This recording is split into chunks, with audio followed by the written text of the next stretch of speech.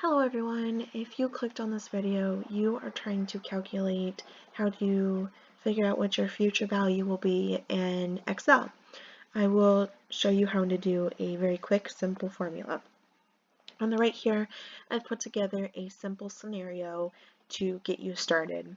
So after opening a savings account with a $200 deposit, you want to know what your account's future value will be after adding no money whatsoever at an interest rate of 8% over 10 years.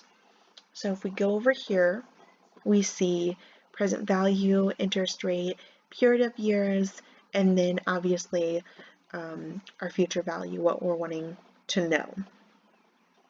So obviously our deposit, our present value is the $200. That's what we're depositing, and that's what our current value is going to be.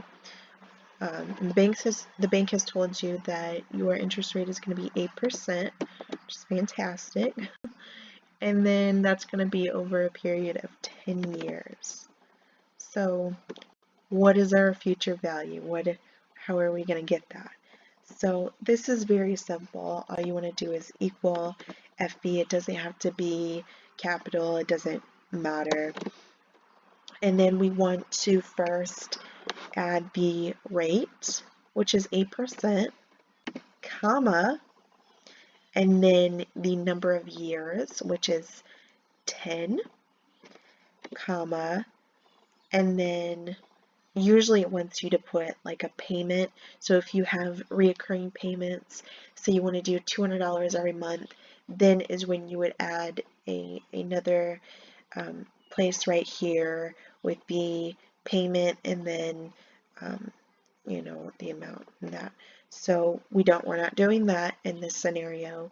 So go ahead and put a 0 or a comma, and then the present value, which is $200. And then enter. And so our future value is $431.78 with an 8% interest.